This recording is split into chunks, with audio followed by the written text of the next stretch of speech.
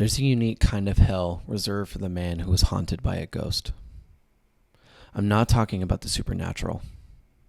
I'm not talking about things that go bump in the night. I'm talking about the ghost of someone who's still alive. The ghost of the person they used to be before they vanished without a word. If you know what I'm talking about, if you've been discarded without closure, then this episode is for you. Psychologists have a clinical term for this brutal reality. They call it an avoidant discard. It goes like this. One moment you're in a relationship. You're fighting the good fight. You're trying to make it work. And then the next moment, silence. They're gone. Maybe not physically. They might still live in your world in some capacity. They might still reply to texts with one word. But the person you knew, the person who looked at you with love, is gone. Replaced by a stranger who offers no explanation, no final conversation, and no closure. It feels like a death with no body. It feels like a murder mystery with no clues. And you're left alone in the crime scene, obsessing over the why. Today, we're going to solve that mystery. But to solve it, we have to go deeper than just breakups. We have to go into the architecture of the human soul. We have to talk about attachment theory. And I have to tell you the truth about the most painful day of my life. November 1st, 2023.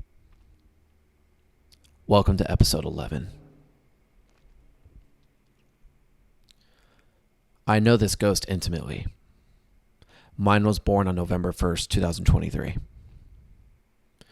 And I want to take you back to that day. Because to understand my own resurrection, you have to first understand the death. We spent the day together. Everything felt normal. There were no screaming matches. There was no event. It was a typical Wednesday. But then there was the shift. We were on her couch. And suddenly I could feel the atmosphere in the room change. The pressure dropped. There were tears being shed about family struggles. Normal relationship things. And then she dropped the bomb. She looked at me in the eyes and said, I don't know if I love you anymore. It doesn't make sense. But my intuition is saying it isn't you. But I don't want to lose you either. It was a detonation out of left field. My brain couldn't process the contradiction. It was a short circuit for my brain. How could the woman crying on my legs minutes before be the same one delivering this execution? That was the last real conversation we ever had. After that, it was mostly silence. Dozens of attempts to understand. Dozens of attempts to talk. Met with nothing. Just a ghost. And it took me nearly 2 years to understand that the woman I loved died on that couch. The person who remained was a stranger, trapped in her own patterns, incapable of giving me the closure I thought I needed. For a long time, I lived in the hell of why. Why did she switch? Was it me? Was I too much? Was I not enough? And here's the lie that hell will sell you. You believe that you need them to give you closure. You believe that if you could just sit down with them one final time, if you could just get them to explain the why, then you can finally start to heal. It's a lie. Waiting for them to grant you closure is an act of profound powerlessness, because it's outsourcing your healing to the very person who broke you. They're incapable of giving you what you need, because the why you're searching for isn't about you. It's about their own internal world, their own fears, their own inability to confront conflict. And to understand this deeper, we have to stop looking at the symptoms of breakups and start looking at the disease. We have to talk about attachment theory.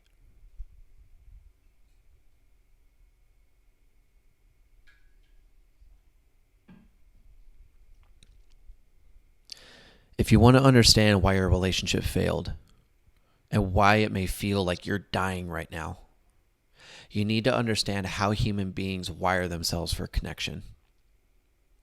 This isn't pop psychology. This is real science. And attachment theory states that the way we bonded with our caregivers as infants creates a blueprint for how we love as adults. And there are 3 main styles you need to know. First is the secure attachment. These are the unicorns. They're comfortable with intimacy, but they're also comfortable with independence. When their partner pulls away, they don't panic. They just ask if everything is okay. When their partner gets close, they also don't feel suffocated. They regulate their own emotions. They communicate needs clearly. Unfortunately, if you're listening to this podcast, statistically, you probably aren't one of them. But neither was I. The second style is the avoidant attachment, which are the runners. This was the style of my ex. And if you've also been discarded, it's likely the style of your ex too. An avoidant person equates intimacy with a loss of independence, because they often grew up in homes where they had to rely on themselves. Maybe their parents were intrusive, or maybe they were even neglectful. Either way, they learned a core lesson, which is that people are unsafe, and relying on others leads to pain. Therefore, I must be an island. And if you get too close to an avoidant, their alarm bells ring. They don't feel love in the typical sense, so to speak. It feels more like suffocation. So in response, they deactivate. They shut down their emotions to protect themselves. And this is why the shift happens so fast, because it's a survival mechanism. On November 1st, when the emotional intensity got too high on that couch, her system pulled the emergency brake. She didn't choose to stop loving me. Her nervous system chose to cut the cord to survive the perceived threat of feeling trapped. And the third style is the anxious attachment, which are the chasers. And for those listening, this is us. And I say us because this was me. The anxious attacher equals distance with abandonment. They often grew up with inconsistent parenting. Sometimes mom was there, sometimes she wasn't. So they learned that they must be hyper vigilant. Because if I don't keep checking, they must leave. And if I don't fix this right now, I have to die. When the partner pulls away, the anxious person goes into a panic response. We text, we call, we plead, we try to fix it. We need constant reassurance. Our nervous system is literally on fire when there is silence. And the fascinating thing about all this is that there's a trap between the anxious and avoidant dance. And it's a tragedy. Because anxious people and avoidant people are magnetically attracted to each other. Why? Aside from the fact that opposite energies tend to attract, hence the saying opposites attract, we confirm each other's worst fears. For example, I chased her, which is anxious behavior. She felt suffocated and ran, which is avoidant behavior. I then felt abandoned, so I chased harder, which is deeper anxious behavior. And she then felt more suffocated, so she vanished completely, which is even more avoidant behavior. It's a perfect self-destructive cycle. And on November 1st, 2023, that cycle reached its terminal velocity.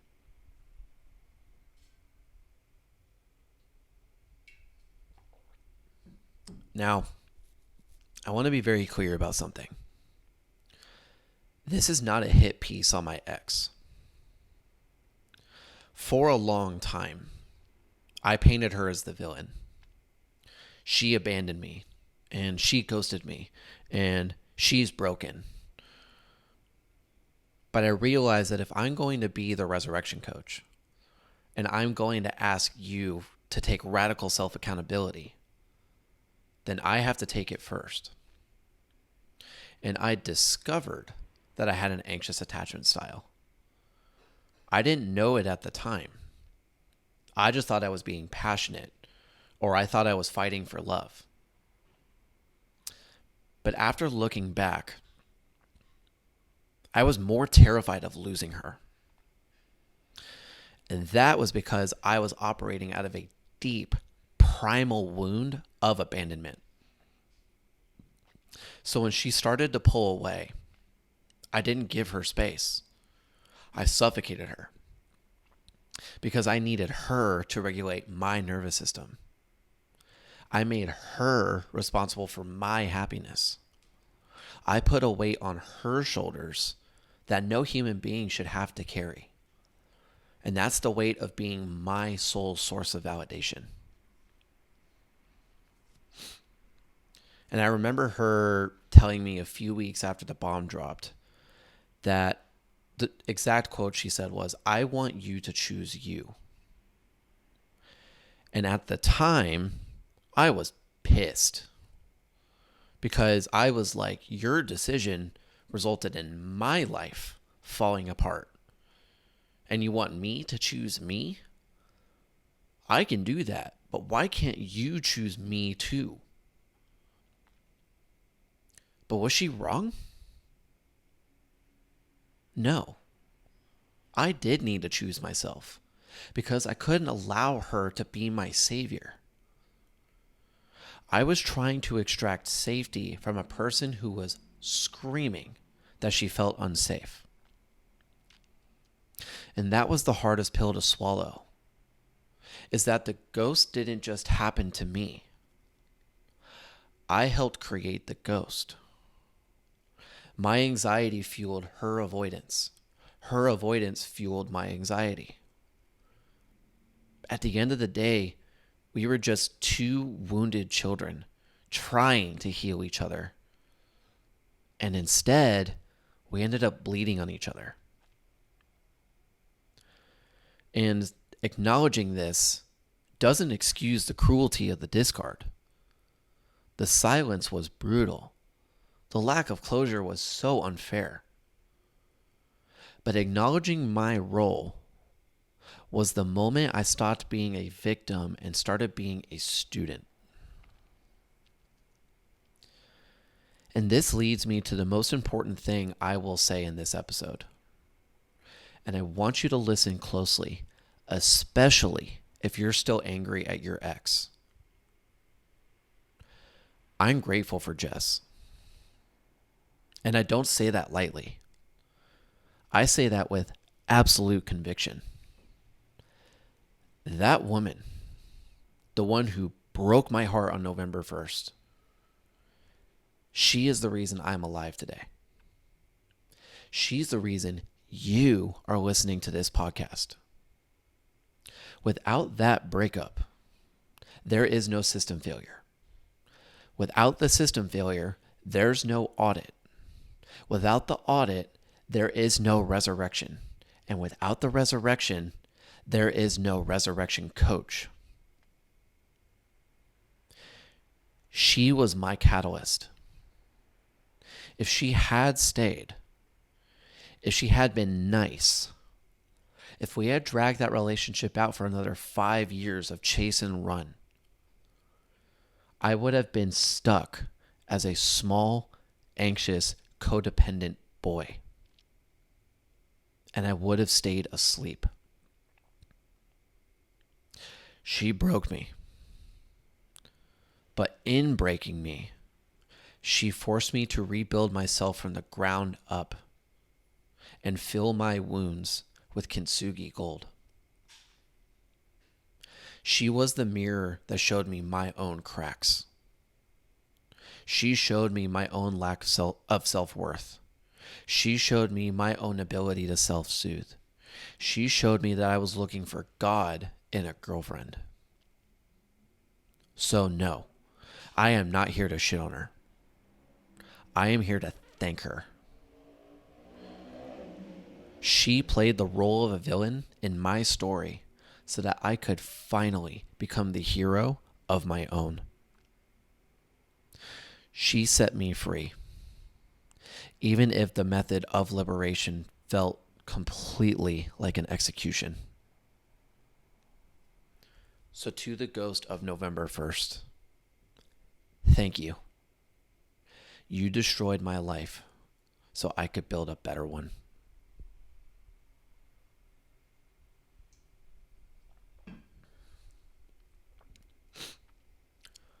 So now we know the diagnosis. I was anxious. She was avoidant. The bomb went off. Now what? Did I just accept that I was anxious and doomed to repeat this cycle forever? No. Fortunately, attachment styles are plastic, meaning they can change. You can move from anxious or avoidant to secure. And this is called earned security. And this is the work I've been doing for the last 2 years. This is a core piece of my own resurrection. So how do you do it? The big concept of this is you stop outsourcing your own regulation. And the first step of that is regulating your own nervous system.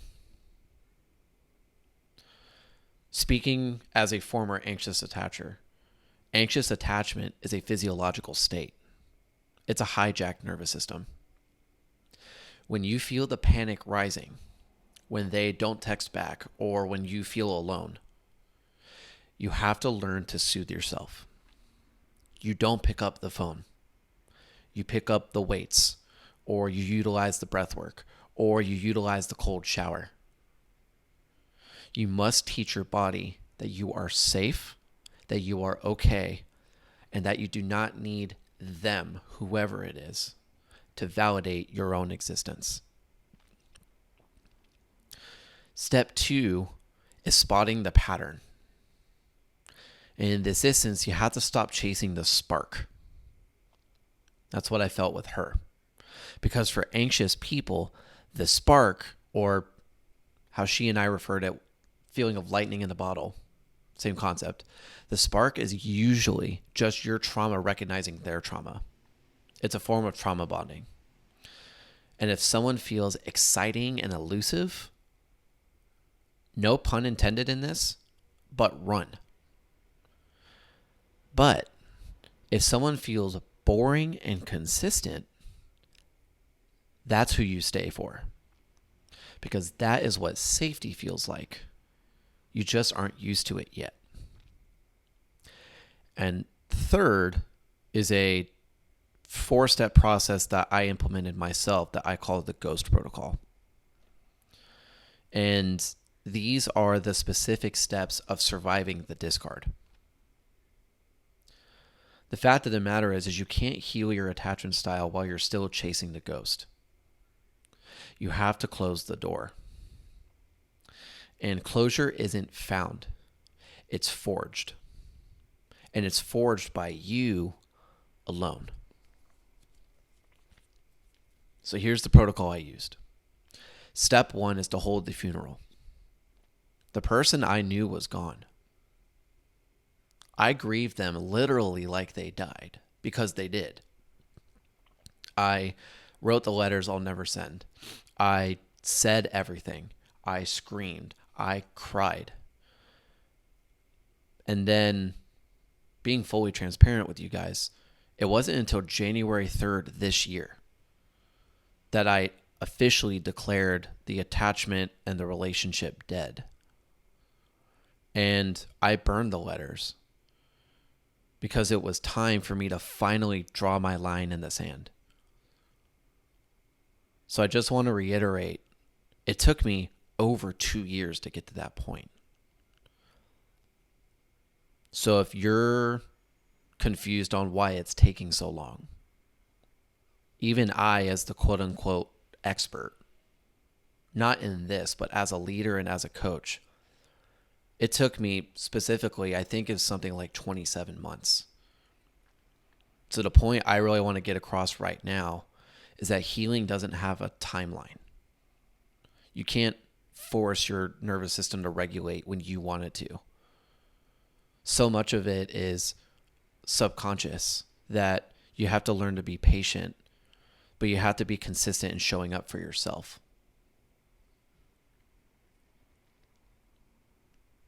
Going back to the ghost protocol, the second step is going scorched earth. No contact. And I'm going to keep it really real with y'all, and this contributes to why it took as long as it did to get to that point in the beginning of January of this year, 2026.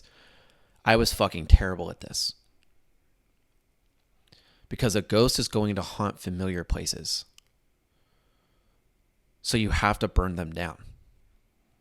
Delete the photos. Delete the texts. Unfollow everywhere. Block them if you have to. I hated doing it, but I had to. Because every time I looked at her Instagram, I was feeding the ghost. And I was re-traumatizing my own attachment wound. So you have to starve it instead. This was a digital exorcism. Step 3 is building the new world. A ghost can't haunt a house that hasn't been built yet. So through this process and through this journey, my mission was never to get over them. That's not real. My mission was to build a new life, so compelling, so full of my own purpose, so aligned, that the ghost no longer had a place left to live. And that started way back in November of 2023 with one unbreakable promise, one workout, one chapter, one brick in a new foundation. One of my favorite books I read through that process is The Power of One More by Ed Milet. Every single day in what seemingly felt like forever. It's never going to be forever. But if you're in that state right now, just know that there is another side, and you will get there if you keep showing up consistently for yourself every single day. And the fourth step is seizing the narrative. Their silence was writing my story.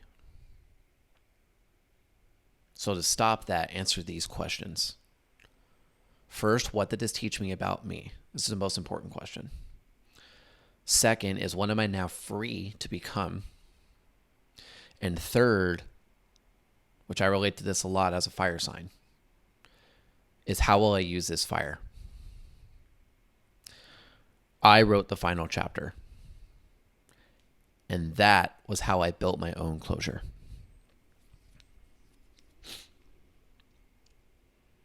I can tell you that this protocol is not easy. It's fucking brutal and probably the hardest thing I've ever done in my life. Because it required me, and it will require you, to confront the pain directly without the false hope of reconciliation. It requires you to become the source of your own healing. But it's the only real path to true liberation.